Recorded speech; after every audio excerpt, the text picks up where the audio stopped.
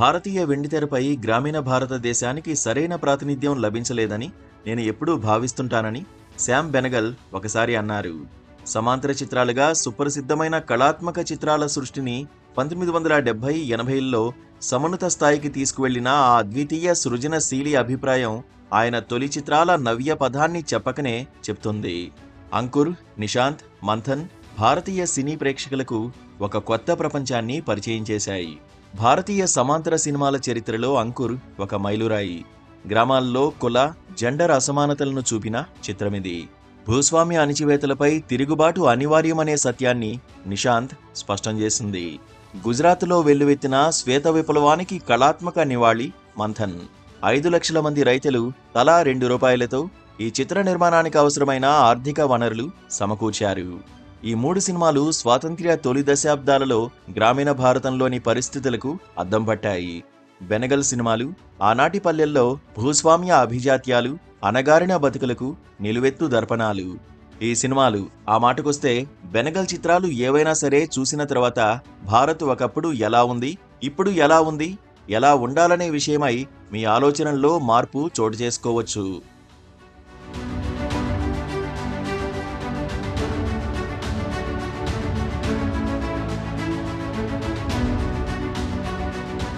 Sam Benegal తన సినిమాల్లో మొదట్నుంచి మహిళా పాత్రలను ప్రధాన స్రవంతి సినిమాలకు విభిన్నంగా నవ్య రీతుల్లో చూపించేందుకు నిబద్ధమయ్యారు.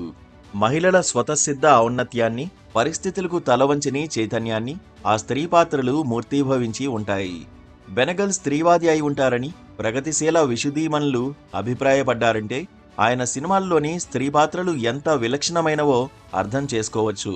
కులం, వర్గం, మతం, జెండర్ అసమానతలు, అణిచివేతలకు బలవుతున్న అభాగ్య జీవితాలను చిత్రించినప్పటికీ ప్రధాన స్రవంతి సమాజంపై ఆయన ఆగ్రహావేశాలు వ్యక్తం చేయలేదు. ఆయన సినిమాలు ప్రశ్నలు లేవనెత్తుతాయి కానీ ఏ పక్షమూ వహించవు.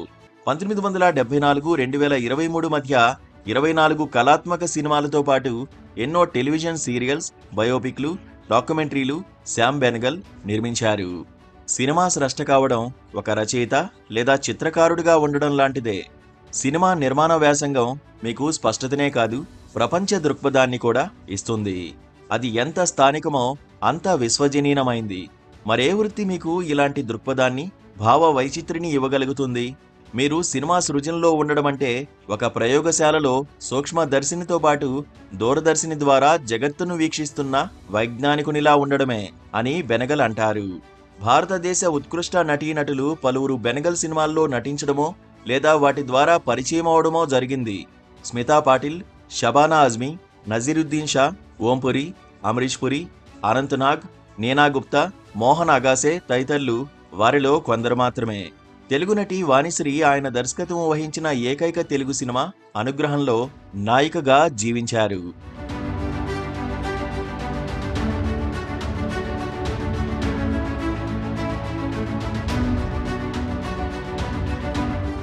శామ్ బెనగల్ పూర్వీకులు కొంకణ్ ప్రాంతానికి చెందినవారు. ఆయన హైదరాబాదులోనే పుట్టి పెరిగారు. విద్యాభ్యాసమంతా ఈ నగరంలోనే జరిగింది. తెలంగాణతో ఆయనకు అనుబంధం ఉంది. తన సినిమాల్లో దక్కనీ కవిత్వాన్ని ఆయన ఉపయోగించుకున్నారు. తొలి సినిమాలో సంభాషణలు దక్కనీ ఉర్దూలో ఉంటాయి. అంకుర్, నిశాంత్ మరికొన్ని సినిమాలను తెలంగాణ గడ్డపైనే ఆయన చిత్రీకరించారు. ఇక్కడి గంగా, యమున, తెహజీబ్ సంస్కృతికి ఆయన వారసుడు. నెహ్రూ డిస్కవరీ ఆఫ్ ఇండియాను, భారత్ ఏక్ ఖోజ్ పేరిట 53 భాగాల టెలివిజన్ సిరీస్ను బెనగల్ నిర్మించారు.